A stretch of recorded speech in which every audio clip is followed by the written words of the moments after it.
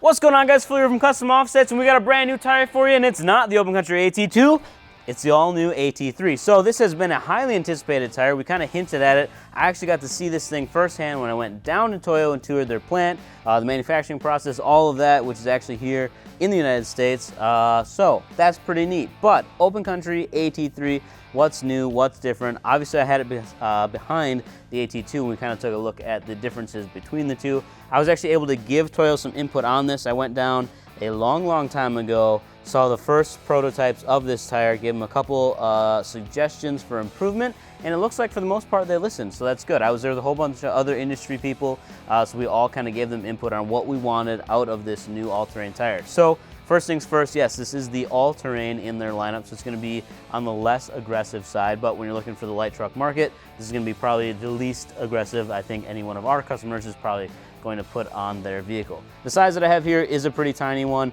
This is one of the first tires off of the manufacturing floor. They literally drove it up here for us. So we didn't get to pick what size to show you, but I think it's like a 265, 75, 17 or something like that.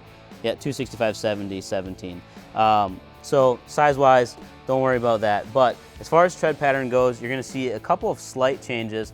Obviously, this being a smaller tire, the center section looks a bit smaller than the last generation too, but I think as you blow this tire up in size, that middle section is gonna look comparable as well. One of the big differentiating factors is kind of this middle S shape that they got going on here. Rather than being separated on the old tire, it's now together. So by having more rubber contact and less of those tread voids, you're gonna see that this tire should be quieter on the road, but they still kept tons of siping on here. So as far as like snow traction or off-road traction, this thing's still gonna be very capable. You are gonna see that it still has features like the stone ejectors between the tread blocks, and then these little extra pieces that kind of connect them and dive off of the tread blocks, both now in the center section and on the shoulder blocks. That's for added stability. So if you're the kind of guy that puts 60,000 miles on in a year and needs a tire that's gonna last that long, this is a good option for you. You can run this thing down the highway and be perfectly fine with it.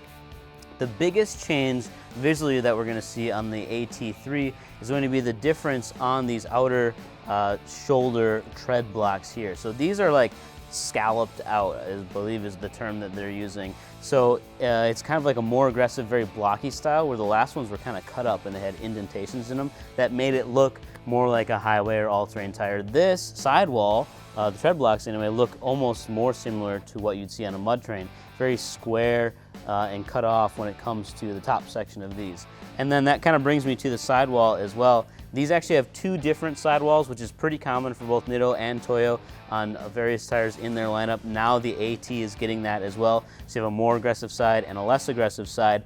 Both of them, although they don't stick out very far, they do have a pattern that makes it look significantly more aggressive than the last generation AT, which was probably the biggest feedback that we gave to them. We said the guys that are running out there with the big lifted trucks and they got, you know, massive lift kits and they're running these really wide wheels, but they're mostly driving on the street. They want an all-terrain tire, don't get us wrong, but they want the sidewall to look more like a mud tire because it's just gonna fit that build better. So they listened and they did that, and I'm super happy to see that. Obviously, we have not had a chance to drive on these yet. Like I said, this is like one of the very first tires, but they launched today. So we're gonna put these on the website today. You guys can be the first ones to get access to them and put them on your own vehicle. I'm sure we're gonna get a set to demo here very shortly, so we'll definitely make a follow-up video for you on that. But overall, not a ton changed as far as appearance goes, but a couple of the big factors that make these things look significantly better. And another thing to mention is that they are 3-peak mountain snowflake rated, so they do pass the standard tests for using these things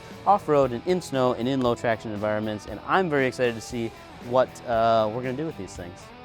As far as other information goes on this, since I'm filming the video before it's actually released, Toyo was very secretive and didn't tell us a whole bunch, but I can tell you that the other feedback I gave to them was that they need to make this thing for the 24s, the 26s, and they need to make it wide. So that means make a 13.5, make a 14.5, make a 15.5, because we want to see these be able to be put on wheels and go straight up and down on the sidewalls, none of that stretchy stuff. And they were very good about listening to what we had to tell them. So as soon as we have all the sizing information, like I said before, we'll make that follow-up video, try these things out, and give them a shot. Otherwise, if you want to grab a set, we're going to have these plus a million other tires loaded up on the website at customoffsets.com.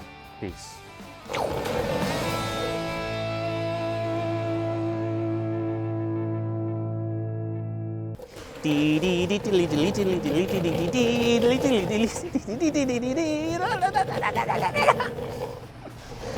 Oh, too much Mountain Dew today. All right, you can leave that there because I need to get some B-roll.